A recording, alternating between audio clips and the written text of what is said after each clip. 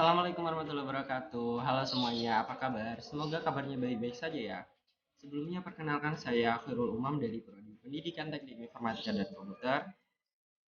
Di sini saya tidak sendiri, melainkan ditemani oleh rekan-rekan saya yakni ada Muhammad Irfan Ardiansyah dan juga Intan Ermawati. Seperti yang sudah ditampilkan pada slide sebelumnya, kami akan membahas mengenai perencanaan jaringan komputer nih.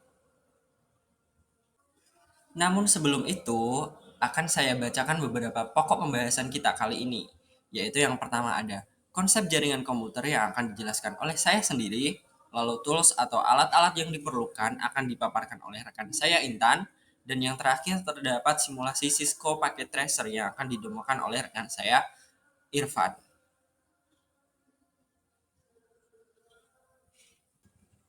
Oke, pertama kita akan mengenal dulu tentang jaringan lokal atau jaringan LAN nih.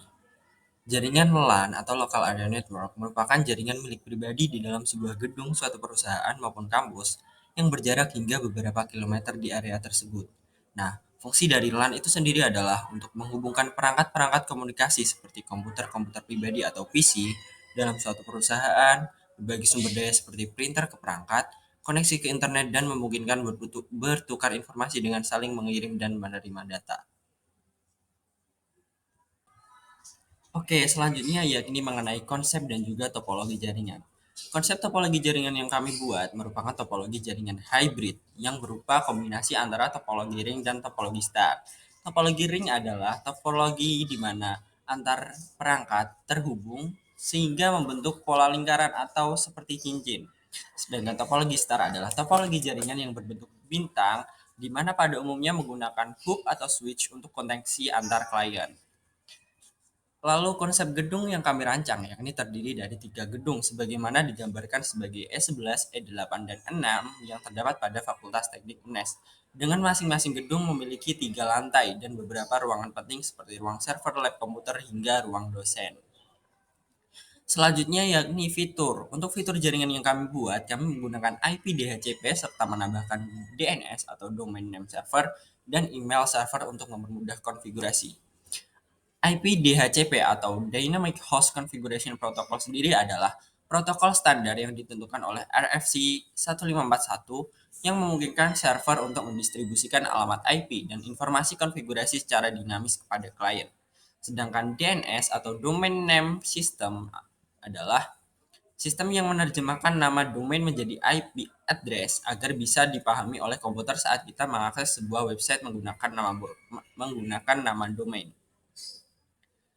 Uh, Gambar di bawah ini merupakan contoh dari topologi jaringan hybrid. Kira-kira seperti ini uh, topologi jaringan yang akan kami buat. Berikutnya merupakan gambaran denah masing-masing gedung yang akan kami gunakan dalam membuat perencanaan jaringan dengan topologi kombinasi antara ring dan star.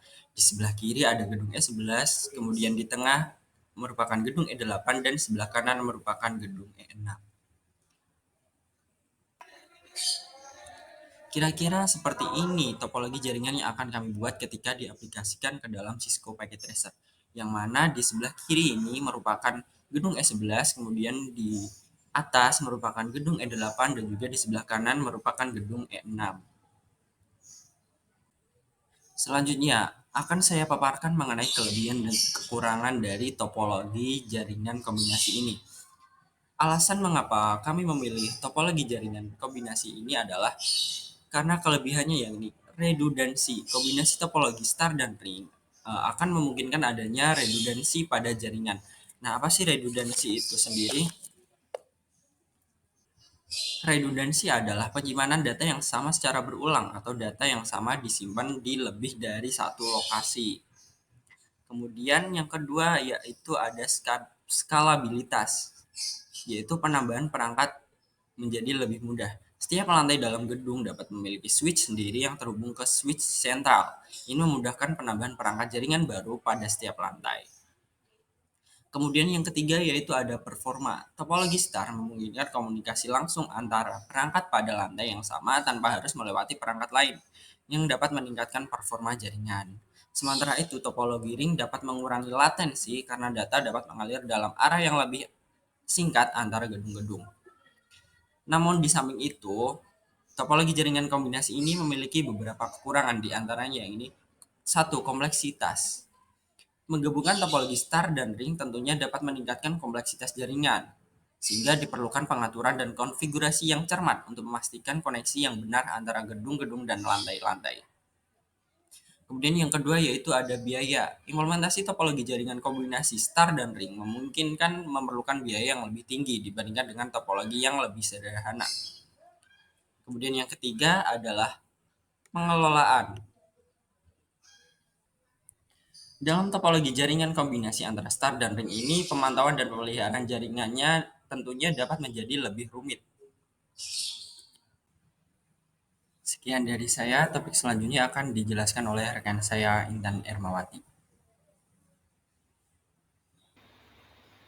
Baik, materi sebelumnya telah dijelaskan oleh Hairul Umam, yaitu tentang konsep-konsep figurasi yang telah digunakan. Dan pada kesempatan kali ini, saya akan menjelaskan tentang alat-alat beserta fungsinya pada konfigurasi Cisco Packet Tracer yang kami gunakan. Yaitu yang pertama ada server cloud.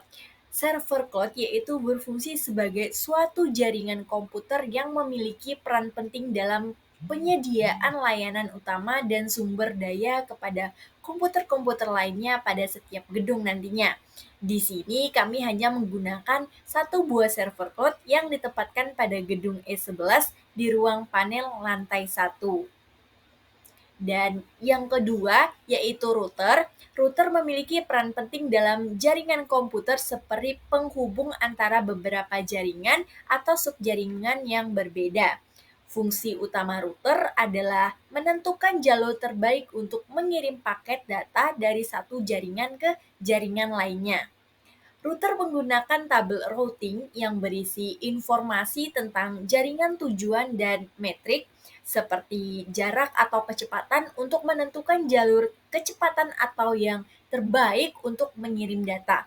Pengiriman paket data pada router menerima paket data dari satu antarmuka jaringan dan mengirimkannya ke antarmuka jaringan yang sesuai atau berdasarkan algoritma yaitu yang telah ditetapkan dan melibatkan suatu proses pemeriksaan alamat tujuan paket data dan memutuskan kemana paket itu harus dikirim selanjutnya.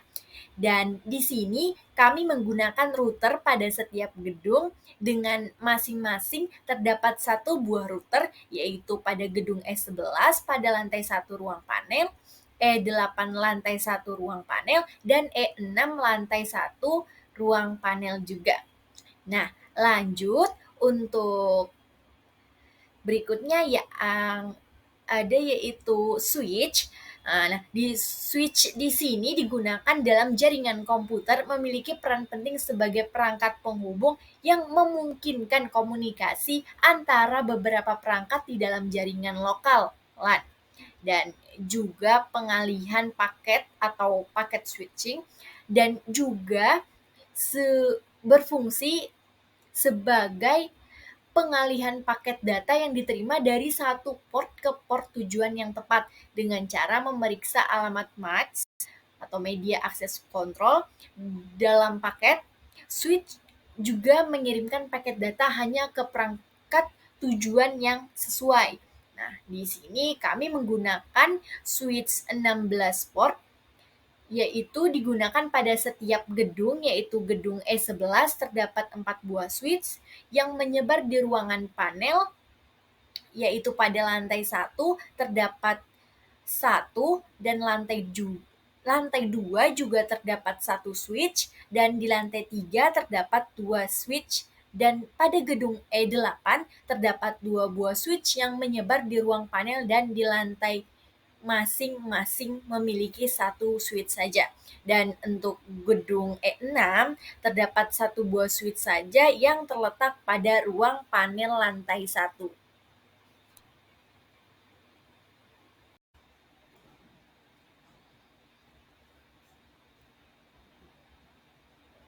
Dan lanjut, pada slide ini kami menggunakan access point yang berfungsi sebagai jaringan komputer yang memiliki peran utama sebagai titik akses atau titik masuk untuk perangkat nirkabel seperti komputer, laptop, smartphone, atau perangkat IoT lainnya untuk terhubung ke jaringan secara nirkabel. Access point juga digunakan pada penyebaran untuk memperluas jangkauan jaringan nirkabel dengan menempatkan beberapa access point di area yang luas atau dengan kepadatan pengguna yang tinggi. Jaringan nirkabel dapat diperluas dan mencakup area yang lebih banyak dengan kualitas sinyal yang baik tentunya. Nah, pada akses point ini kami gunakan pada setiap gedung yang menyebar pada setiap lantai, yaitu E11 pada lantai 1 terdapat 3 akses point yang menghubungkan pada masing-masing laptop. Pada lantai 2 pun sama, terdapat 3 akses point, dan pada lantai 3 terdapat 2 akses point saja. Dan di E8 terdapat pada lantai 1 dan itu ada 2, dan pada lantai 2 ada 2, dan pada lantai 3 ada 3 akses point. Nah, untuk E6 terdapat pada lantai 1 yaitu 2 akses point, lantai 2 ada 2 akses point, dan lantai 3 pun ada 3 akses point. Nah, yang selanjutnya yaitu komputer. Nah, salah satu fungsi komputer dalam jaringan komputer yang sangat penting adalah sebagai pusat pengelolaan dan pengiriman data. Dengan adanya komputer sebagai server dalam jaringan, data dan informasi dapat disimpan secara terpusat, sehingga memudahkan akses dalam pengelolaan data oleh pengguna. Selain itu, komputer ini juga bertanggung jawab dalam pengiriman data antara komputer-komputer yang terhubung dalam jaringan. Komputer digunakan pada setiap lab dan ruangan dosen, yaitu pada E11 lantai 2 terdapat satu komputer di ruangan dosen, dan lantai 3 pada lab komputer terdapat 12 buah. Dan pada gedung E8 di lantai 1 terdapat satu komputer khusus pada ruangan dosen, dan untuk gedung E6 juga terletak pada lantai 2 yaitu pada ruangan dosen. Nah, oke, lanjut untuk slide berikutnya.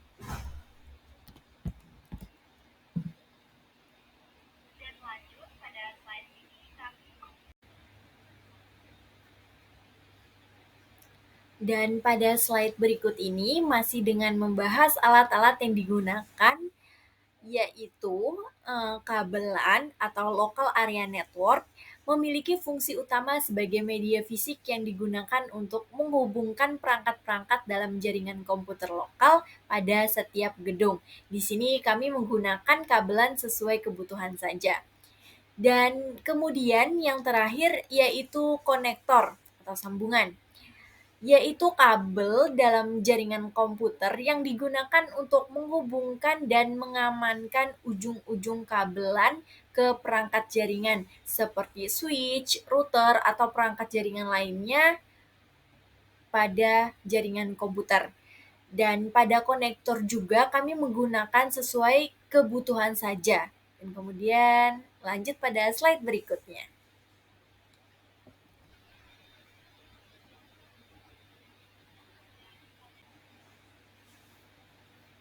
Baik, untuk slide ini kami menyertakan rincian dari perangkat-perangkat yang kami gunakan, yaitu berupa spesifikasi dari perangkat, jumlah harga, dan juga harga total semuanya yang telah kami gunakan.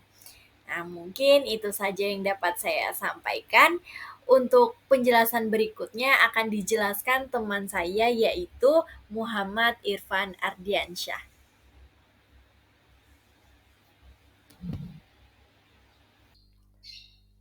Oke, terima kasih sudah diberikan waktu oleh teman saya, rekan Intan. Nah, setelah tadi di masalah konsep jaringan yang akan dipakai sudah dipaparkan oleh rekan Umam, dan juga mengenai peralatan-peralatan apa saja yang dibutuhkan sudah dipaparkan oleh rekan Intan. Selanjutnya di sini adalah kita bisa melakukan simulasi dan juga konfigurasi jaringan menggunakan software Cisco Packet Tracer. Dan di start ini kita bisa melihat mengenai desain topologi jaringan yang menghubungkan antar 3 gedung. Ada gedung E11 yang berwarna kuning ini, kemudian ada gedung E8 di atasnya yang mempunyai warna merah pink, kemudian yang bagian sini, bagian kanan bawah ini adalah gedung E6. Untuk tampilan lebih jelasnya seperti ini. Untuk menghubungkan antara 3 router di tiap-tiap gedung, ini ada router E11, ada router E6 dan juga ada router E8, kita bisa menggunakan kabel serial TTE, kabel yang warna merah ini untuk menghubungkan antar routernya. Sebenarnya untuk menggunakan antar router kita juga bisa menggunakan kabel cross, tapi di sini kita untuk membedakan kita akan menggunakan kabel serial TTE saja. Nah, untuk mengetahui apakah tiap-tiap router ini sudah terhubung satu sama lain, kita bisa melakukan ping dengan cara mengirim pesan seperti ini. Misalkan di router E8 ke router E6 sudah sukses, kemudian dari router E6 ke router E11 juga sukses. Selanjutnya untuk kabel-kabel yang digunakan untuk menghubungkan antar akses point dan juga switch kita menggunakan kabel strike, begitupun juga untuk menghubungkan PC dengan switch kita menggunakan kabel strike, dan juga untuk menghubungkan dari switch ke router kita menggunakan kabel strike. Hanya kalau kita ingin menghubungkan antara server ini dengan router kita menggunakan kabel cross yang bentuknya putus-putus seperti ini. Nah, agar seluruh perangkat di tiap jaringan tadi itu bisa saling terhubung, maka diperlukan suatu konfigurasi di tiap-tiap perangkat routernya. Nah, pertama kita akan melakukan konfigurasi DHCP pada router. Nah, alasan memilih IP DHCP ini agar tiap perangkat itu dapat menerima alamat IP secara otomatis. Jadi tidak perlu memasukkan alamat IP satu persatu. Nah, di sini sebagai contoh, router 11 akan melakukan konfigurasi, akan kita konfigurasikan untuk membuat 4 alamat email DHCP yang berbeda. Misalkan di sini ada IP DHCP pool dengan IP-nya 192.168.11.0. Kemudian di pool E11 pool 1 kita kasih IP DHCP-nya segmen 12. Kemudian sama di E11 pool 2 nanti segmen 13, di E11 pool 3 di segmen 14. Begitupun juga di router E8. Di sini di router E8 hanya membuat 2 pool DHCP, yaitu DHCP E8 pool dengan segmen 8 dan juga DHCP pool 1 dengan segmen 9. Kemudian yang di router E6-nya hanya satu saja, di E6 pool dengan segmen 6. Di sini tidak terlihat ya ketutupan wajah saya.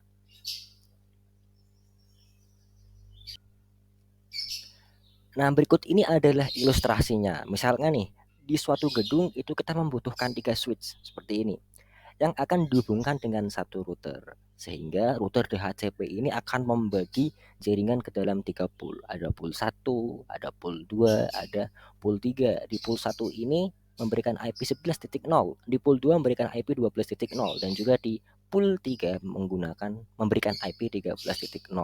Nah, nanti di jaringan di switchnya nanti akan terhubung ke perangkat-perangkat yang lainnya, dan itu nanti IP-nya adalah IP 11.1 sampai 11.255. Begitu juga untuk yang di switch kedua mulai dari 12.1 sampai 12.255. Begitupun juga yang di pool yang ketiga. Untuk demo saja kita akan coba melakukan konfigurasi DHCP di salah satu router aja, misalkan di router E11 seperti ini. Kita perbesar dahulu, kita akan melakukan konfigurasi DHCP di router. Pertama kita klik dulu. Nah, untuk melakukan DHCP router kita harus membuka tab CLI dan kita harus mengetikkan perintah-perintahnya. Nah, untuk perintah-perintahnya sendiri aku tulis di sini, sudah ditulis. Misalkan untuk melakukan setting DHCP router, pertama untuk menyalakan router kita bisa klik enable, kemudian kita configure conft atau configure terminal juga sama, lebih ringkas. Kemudian untuk masuk ke perintah membuat server DHCP kita bisa mengetikkan service DHCP. Kemudian untuk memasukkannya misalkan IP DHCP E11 pool misalkan, tinggal kita copy saja, kita pastekan di sini. Nah, kemudian Di sini adalah konfigurasinya. Di sini untuk network atau IP-nya kita akan menggunakan IP 192.168.11.0 dengan mask 255.255.255.0. Nah, kemudian untuk default router atau gateway-nya ini dihubungkan ke server. Jadi server ini dia memiliki konfigurasi IP 150.150.150.2 dan ini akan kita gunakan sebagai default router atau sebagai gateway dari semua jaringan. Nah, kemudian untuk di perintah selanjutnya seperti ini ada IP DHCP exclude address. Ini untuk memberikan pengecualian. Jadi nanti IP DHCP-nya akan mulai di 192.168.11.4 karena dari titik 1 sampai titik 3 ini sudah kita kecualikan. Kemudian untuk DNS servernya juga sama, kita menggunakan DNS server dari IP ini karena menggunakan IP dari DNS server ini karena nanti di akhir kita akan mencoba menggunakan fitur dari DNS servernya. Jadi kita tulis langsung saja DNS servernya 150.150.150.2. Nah, untuk mempercepat kita bisa langsung copy saja dari sini, kemudian kita langsung pastekan di sini. Oke. Nah, selesai. Ini adalah salah satu caranya yang bisa kita lakukan untuk melakukan DHCP pada router. Selanjutnya untuk konfigurasi yang harus dilakukan adalah melakukan routing sehingga antar perangkat router ini bisa saling terhubung, bisa saling berkomunikasi. Nah, untuk melakukan routingnya di sini kita menggunakan static routing. Nah, kalau di bagian static routing tadi itu untuk agar router bisa saling terhubung atau bisa saling terkomunikasi satu sama lain. Dan di sini apabila di bawah router ini ada beberapa segmen jaringan yang berbeda seperti ini, ada segmen 11, ada segmen 12 dan juga ada segmen 13, maka kita harus melakukan inisialisasi. Jadi IP-nya ini harus dikenal oleh routernya sehingga router ini bisa tahu, oh segmen 11 ini di bawah kendalinya, segmen 12 di bawah kendalinya, segmen 13 di bawah kendalinya. Jadi nanti tidak hanya memberikan IP saja, misalkan router ini memberikan IP ke sini, router memberikan IP ke sini, router memberikan IP ke sini. Jadi tidak hanya memberikan IP, namun juga kita harus melakukan inisialisasi sehingga router ini bisa mengenali kalau ada segmen ini di bawah jaringannya. Kalau tidak, maka nanti antar jaringan, misalkan di perangkat-perangkat yang terhubung di segmen 11 tidak bisa berhubung ke segmen 12. Begitupun juga segmen 12 tidak bisa terhubung ke segmen 13 kalau tidak dilakukan inisialisasi routingnya di router. Untuk lebih mempermudahnya kita akan coba melakukan demo dalam melakukan IP routing untuk tiap-tiap routernya. Nah, misalkan di router E11 ini untuk di kabel serial pertama, ini kabel SE00-nya, di sini memberikan IP 10.10.1. Kemudian di router E8 di port yang sama di SE00 ini memberikan IP 10.20.1. Kemudian dilanjutkan ke router E6 memberikan IP 20.10.0.1. Kemudian di router E6 yang menerimanya adalah port 0 sama dia memberikan IP 20.20.0.1.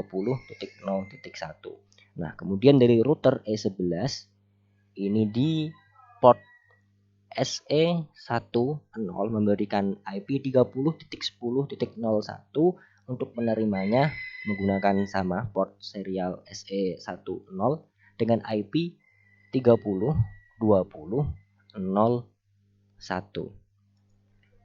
Nah, untuk melakukan konfigurasi routing agar masing-masing router ini dapat berkomunikasi, misalkan untuk menghubungkan dari router E11 ke router E8, dari router E8 ke router E6 dan juga router E11 ke router E6. Kita coba dulu dari router E11. Sama, kita masih menggunakan tab CLI seperti ini. Kita keluar dulu. Oke. Atau kita juga bisa melakukannya di konfigurasi seperti ini di static routing. Nah, jadi di sini untuk lebih mudahnya juga kita bisa melakukan secara GUI di static routing konfigurasi. Misalkan dari jaringan 192.168.8. Titik 8 ini adalah IP dari router E8.8.1. Jadi agar kita bisa berkomunikasi dengan router E8, maka kita harus menambahkan jaringan dari jaringan E8. Misalkan di sini salah satunya adalah 192.168.8, atau kita untuk mempermudah kita bilang segmen 8 gitu aja ya. Jadi dari segmen 8 ini kita hubungkan next hop-nya ke kabel serial yang 10.20.0.1. Jadi yang digunakan adalah kabel serial ini. Dari port FA-nya, IP-nya ini dihubungkan ke sini. Nah, untuk kita juga bisa menggunakan tab CLI seperti ini. Untuk settingnya juga sudah dibuat di sini. Misalkan configure. Di sini kita tinggal mengetikkan saja tadi, misalkan untuk IP root dari segmen 8 192.168.8.0, karena nanti IP-nya berapapun kan jadi segmen 8. Jadi di bawahnya kasih angka 0 aja. Kemudian kita masukkan nilai masknya di sini 255.255.255.0. 255.255.255.0. Kemudian selanjutnya adalah memasukkan IP hop-nya tadi seperti yang ada di konfigurasinya, yaitu adalah 10.20.0.1. 10.20.0.1. Kemudian kita enter invalid IP root 192.168.0.255.0.10.20.0.1. Enter. Oke. Selesai. Nah, kemudian ini juga dilanjutkan, ada banyak.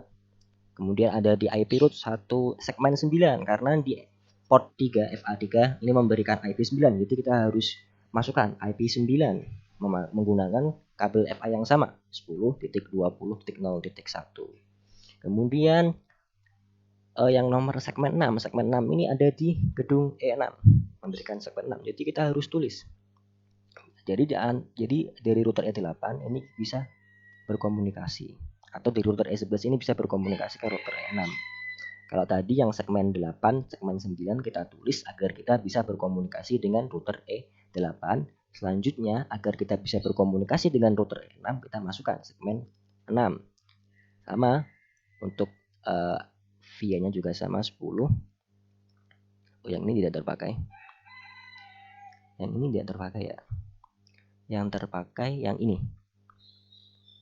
Segmen 6, tapi kabel serialnya IP-nya yang 30.20.10.1. Sama kan kabelnya kan 30.20.0.1, karena dari router E6 dan juga router E11 ini dihubungkan oleh kabel yang ini. Kabel yang ini kan dia memberikan IP 30.20.0.1. Jadi kita masukkan saja ke dalam sini seperti ini. Nah, untuk setting routing yang lainnya pun juga sama konsepnya. Jadi bolak-balik seperti ini, harus saling terhubung sehingga antar jaringan bawahnya ini bisa terhubung. Nah, ini baru untuk konfigurasi router, routing di statiknya seperti ini. Nah, sekarang misalkan dari jaringan gedung S11 ini menggunakan 4 switch, 1, 2, 3, 4 ya, menggunakan 4 switch. Nah, agar jaringan di masing-masing switch ini bisa terhubung, kita perlu melakukan inisialisasi. Di sini kan untuk yang di warna biru ini segmen 12. Kemudian yang di warna pink ini segmen 13. Yang di warna merah segmen 14. Jadi berbeda. Yang lainnya ini kan segmen sebelah semua. Yang di bagian access point, wifi, wireless, jaringan wireless ini IP-nya segmen sebelah semua. Nah, untuk yang beda warna ini artinya beda IP. Nah, agar tiap-tiap segmen IP yang berbeda jaringan ini bisa saling terhubung, maka kita harus melakukan inisialisasi networknya di router. Kita klik lagi routernya. Kita bisa menggunakan GUI dengan di sini kita klik RIP di sini. Kita inisialisasikan, jadi semua IP yang ada di bawah ini kita masukkan mulai dari IP 11, segmen 11, segmen 12, segmen 13, segmen 14. Kita masukkan semua di RIP routingnya. Seperti ini misalkan di 192.168. Oke, selanjutnya karena tadi di awal video rekan Umam sempat ngebahas nih mengenai fitur DNS dan email server. Maka di sini akan berisi penjelasan mengenai konfigurasi-konfigurasi yang dilakukannya. Misal nih kita memiliki sebuah server bersama. Server bersama ini kita gunakan agar tiap perangkatnya itu bisa terhubung ke server ini. Jadi nanti di tiap-tiap komputer, tiap laptop, tiap handphone bisa terhubung ke server ini, bisa mengaksesnya. Maka kita perlu memberikan server ini sebuah IP, misalkan 150.150.150.2. Nah, kalau kita menghafal alamat angka seperti ini rasa-rasanya akan sulit ya. Ini masih gampang, 150, 150, 150.2. Nah, kalau misalkan angkanya random, 172.92.68.13. Nah, itu kan nanti akan sulit untuk menghafalkannya. Itu baru satu ya. Kalau ada banyak, nah makanya kita menggunakan yang namanya DNS atau Domain Name Server. Selanjutnya, untuk melakukan konfigurasi DNS server ini sebelahnya sangat mudah. Kita tinggal klik ke servernya aja di sini. Kemudian kita berikan IP dulu di sini. Untuk IP-nya di sini kita kasih IP statik saja 150.150.150.2 dengan gateway. Gateway-nya ini adalah jaringan IP yang diberikan oleh router. Jadi router ini di FA6, di port FA6 dia memberikan segmen IP 150.150.150.1 dan ini digunakan sebagai default gateway-nya. Untuk DNS servernya tidak usah dikosongkan karena ini kita akan fungsikan sebagai DNS server. Kalau sudah, kita bisa ke tab service layanan. Kita klik yang di service DNS, domain name server seperti ini. Nah, jangan lupa untuk di-on-kan terlebih dahulu. Untuk name-nya atau namanya ini aja deh kita masuk. Nah, untuk name di sini adalah nama dari domainnya. Misalkan di sini saya menggunakan domain unes.ac.id dengan recordnya A saja biar mudah. Kemudian untuk address atau alamatnya ini adalah IP dari servernya 150.150.150.2 karena ini adalah IP dari server sehingga nanti setiap perangkat PC, laptop, handphone yang terhubung ke jaringan ini dia akan diberikan DNS ke sini, akan dihubungkan ke sini. Jadi semuanya bisa mengakses server ini menggunakan nama domain unes.ac.id. Nah, DNS inilah nantinya yang di awal tadi kita masukkan di bagian ketika kita melakukan konfigurasi DHCP. Kita masukkan tadi kan DNS-nya adalah 150.150.150.2. Nah, untuk memperagakan kita coba di salah satu PC, misalkan di PC 4 ini. Kita cek dulu IP-nya. Dia menggunakan IP DHCP. Untuk DNS-nya 150.150.150.2. Untuk gateway-nya juga sama. Gateway-nya kita kasih gateway ke server. Jadi gateway-nya harus ke server. DNS-nya juga harus ke server. Kalau sudah, kita ke tab desktop. Kemudian kita coba ke browser.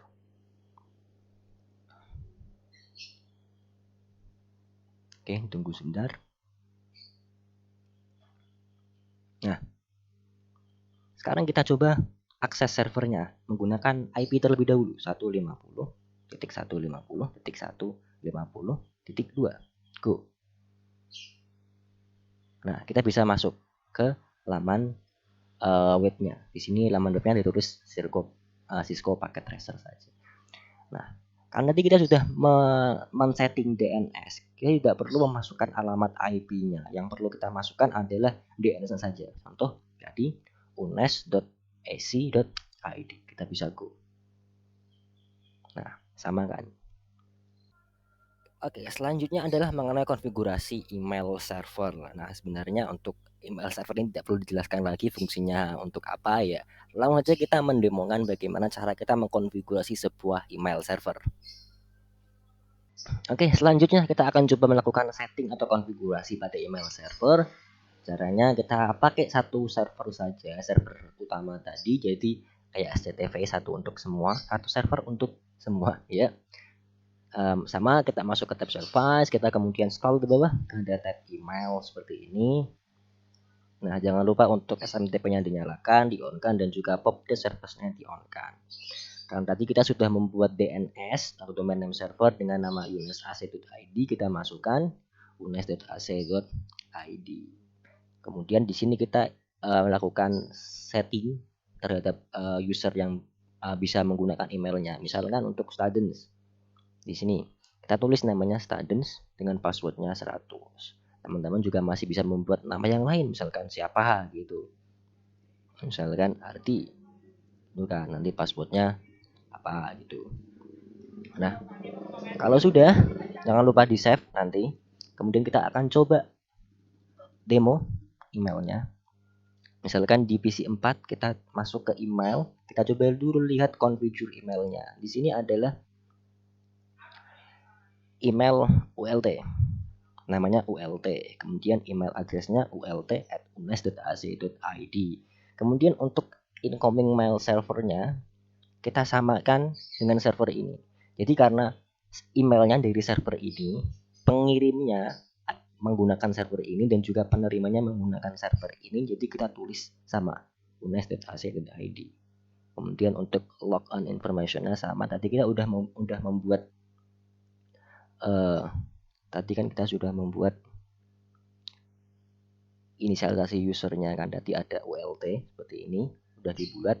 Jadi kita masukkan PC multimedia 4 usernya ULT, kemudian tadi password yang sudah dibuat, kemudian klik save.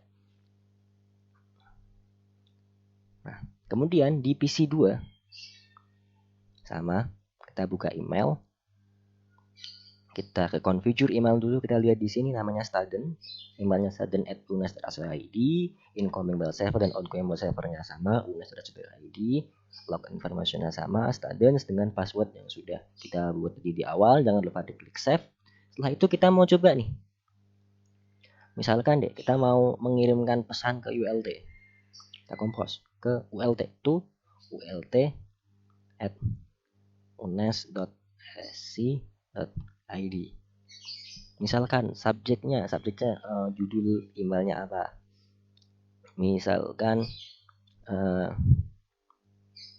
SKS MKU itu kan. Misalkan kita tulis pesannya, misal permisi Pak, rombel kami belum dapat kelas MKU, misalkan seperti ini.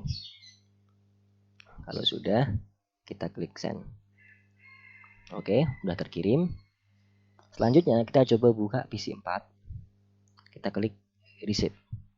Nah, udah kan, dari students subjeknya SKS MKU, kita buka. Nah, permisi Pak, rombel kami belum dapat kelas MKU, misalkan kita klik reply.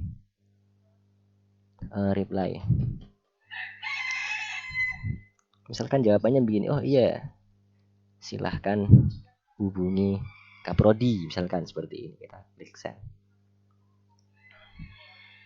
Nah, kemudian kita masuk ke PC 2, kita coba buka email untuk receive. Nah, ini kan udah, oh iya, silahkan hubungi Kaprodi. I got my head out the sunroof, I'm blasting our favorite tunes.